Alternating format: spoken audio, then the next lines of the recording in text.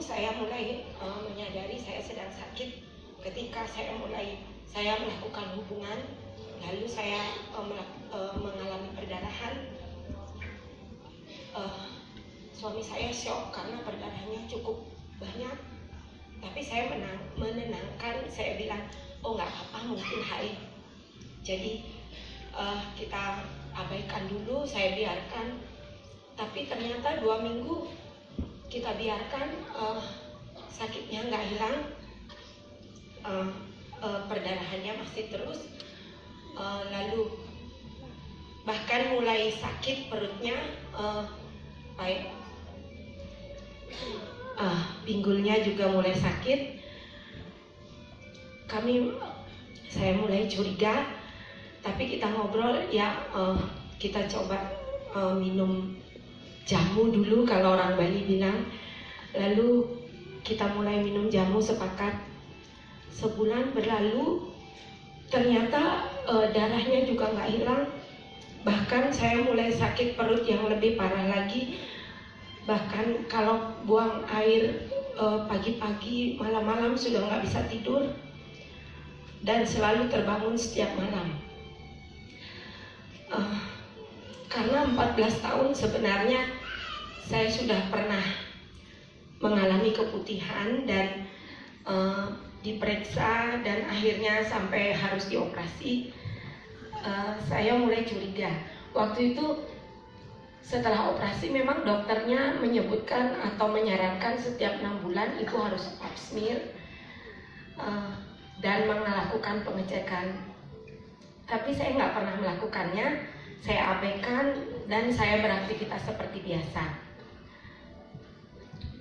Karena mengingat hal yang lalu itu, saya mengajak suami saya, mungkin kita konsultasi aja ke dokter yang sebelumnya pernah memeriksa saya itu. Sambil saya baca-baca, saya mulai curiga mungkin saya mengalami kanker serviks, itu dugaan saya saja. Lalu kita ke dokter, dokternya periksa saya secara fisik. Akhirnya dokternya kasih saya rujukan untuk memeriksakan diri lebih lanjut lagi ke laboratorium dan melakukan biopsi. Saya adalah seorang agen asuransi sudah lama. Saya sebenarnya sering sekali ngobrol atau konsultasi sama dokter tentang sakit kritis untuk klaim nasabah saya. Waktu itu saya langsung tanya sama Pak Dokter, kan udah tahu saya, boleh saya tanya jujur aja, apa benar saya mengalami kanker serviks stadium lanjut? Saya tanya begitu sama dokternya. Lalu dokternya bilang, Ibu, ini kan baru gejala fisik, jadi makanya lebih baik kita periksa lebih lanjut supaya kita tahu stadium berapanya. Begitu dokternya menenangkan. Oh gitu ya Pak Dokter, terima kasih. Lalu konfirmasi dari dokter itu bagi saya sudah cukup. Setelah itu saya balik, saya pulang, kita berdiskusi berdua sama suami. Kita berkeputusan tidak akan melakukan pengobatan secara kedokteran. Bagi saya sudah tahu bahwa beberapa nasabah saya yang mengalami seperti saya dengan gejala-gejala seperti saya tidak pernah lewat beberapa bulan, sudah lewat. Jadi nggak pernah bertahan lama, setahun tidak bertahan. Saya merasa nggak mau mengakhiri hidup saya dengan rangkaian kemoterapi yang berat, karena saya sering melihat nasabah saya itu berat sekali melewati hidupnya dan masa akhir hidupnya akan menderita sekali. Jadi saya minta supaya suami saya ikhlas, tolong saya jangan dibawa ke dokter,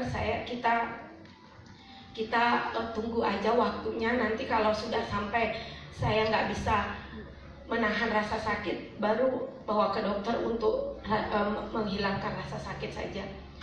Begitu akhirnya sejak bulan Mei 2016 kami mengambil keputusan melakukan pengobatan secara herbal saja. Jadi waktu itu saya minum rebusan daun sirsa, ramuan kunyit dan sayur daun kelor setiap hari. Demikian kami menjalani hidup sebagai seorang agen asuransi. Saya sudah nggak bisa beraktivitas sama sekali, tapi masih sedikit-sedikit beraktivitas untuk administrasi polis nasabah saya. Jadi kadang-kadang saya masih keluar, kadang-kadang saya bertemu dengan nasabah untuk administrasi polis. Cerita pertemuan saya dengan MCI ini dimulai dari ketika waktu itu saya ke Jimbaran untuk administrasi salah satu nasabah saya. Biasa saya pulang dari nasabah, saya ngidupin aplikasi Grab. Saya ngidupin aplikasi Grab yang atas nama suami saya dengan tujuan kalau saya bisa ketemu orang baru untuk berkenalan dan dipresentasi asuransi, atau hanya bisa kembali ongkos bensin aja. Ketika itu Bu Silvi Krisnawan order saya dan kita bertemu, beliau sharing soal turbo. Saya nggak ngerti, tapi saya akhirnya merasa itu bagus dan kita ketemuan, janjian sama suami, dan suami saya akhirnya singkat cerita mau beli turbo. Dari situlah kita berteman dan berteman di Facebook. Ceritanya bulan Januari waktu itu, karena saya mendapatkan fasilitas seminar di Jakarta, saya minta izin suami saya untuk antar saya ke Jakarta. Suami saya memang nggak pernah, sejak saya sakit dia nggak pernah menolak. Dia berusaha selalu mengikuti permintaan saya. Jadi dia antar saya ke Jakarta walaupun saya sakit. Tapi ternyata di Jakarta karena saya nggak minum ramuan atau apa, perdarahannya keluar lagi banyak sekali. Bleedingnya banyak, bergumpal-gumpal, dan saya kesakitan. Waktu itu saya menulis suatu kata-kata perpisahan buat nasabah, teman, saudara, untuk saya mengatakan bahwa saya tetap bersyukur kepada Tuhan kalau saya diizinkan mengetahui kapan saya akan pergi secepatnya. Kira-kira begitu tulisan saya. Lalu Bu Silvi inbox, dia tanya apa masalahnya. Saya cerita tentang sakit saya, lalu Ibu Silvi memberikan saran tentang bioblast. Jadi saya karena pertimbangan harganya dibanding dengan biaya-biaya pengobatan kedokteran, saya pikir itu murah sekali. Lalu saya langsung beli tanpa pertimbangan sama suami.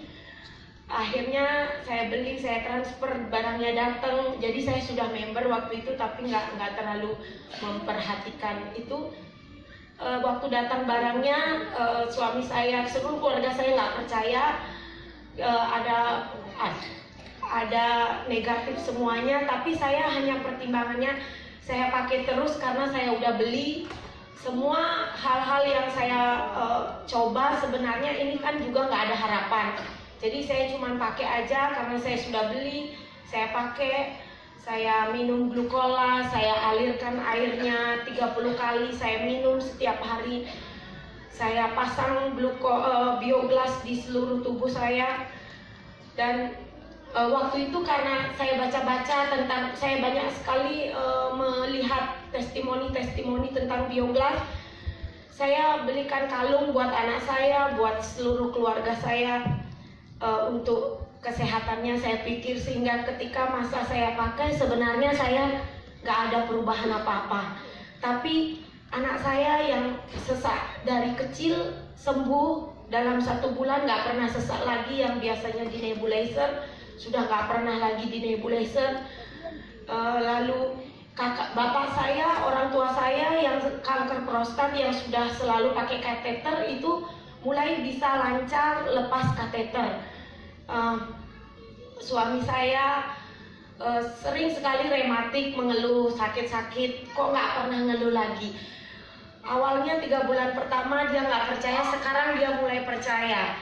Lalu dia mulai bikinin saya galon untuk airnya, dan kira-kira bulan Mei tiba-tiba saya mendapati sedikit demi sedikit sakit saya yang setiap malam, mata saya yang setiap malam berdarah. Waktu saya sakit itu saya nggak ngerti, setiap malam mata saya berdarah keluar darah aja gitu. Jadi matanya udah nggak pernah berdarah lagi, sakitnya sudah hilang. Lalu bulan Mei itu saya dapati saya udah bisa nggak pakai softtek lagi, jadi bersih darahnya. Lalu saya bilang sama suami saya bilang, saya panggil dia Aji, mama udah nggak berdarah lagi. Oh iya, pantesan kok sekarang nggak pernah minta di rolling atau dipijat, karena biasanya setiap malam saya nggak bisa tidur, saya selalu bangunin dia, dia elus saya dulu, pijat saya sampai saya bisa tertidur, baru dia tidur. Itu yang membuat saya baru menyadari, oh iya sebenarnya sedikit demi sedikit ada perubahan.